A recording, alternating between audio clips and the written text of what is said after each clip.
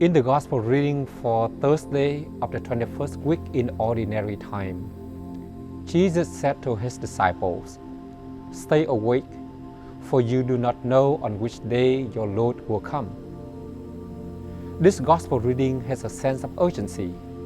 Stay awake, be prepared, be vigilant at all times for the return of the Master.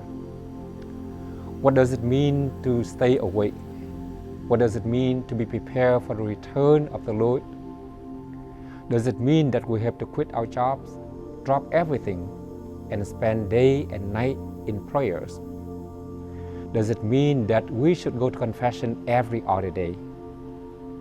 Does it mean that we have to sell everything that we have to help the poor peoples in Ethiopia and Syria and the children in Ukraine?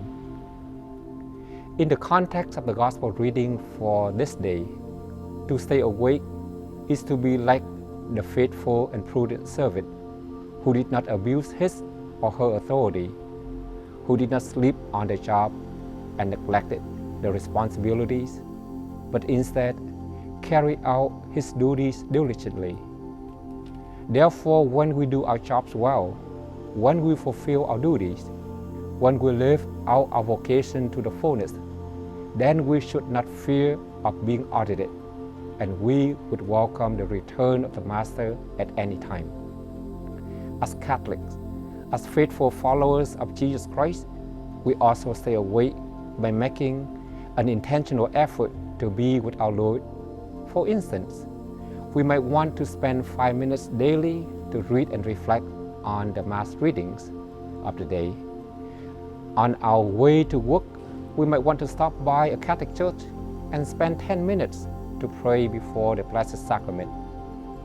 Participating in the Sunday Eucharist and more frequent if possible. We go to confession once a month and make a daily examine of conscience to see where, when, and in whom we have encountered or failed to encounter Jesus Christ.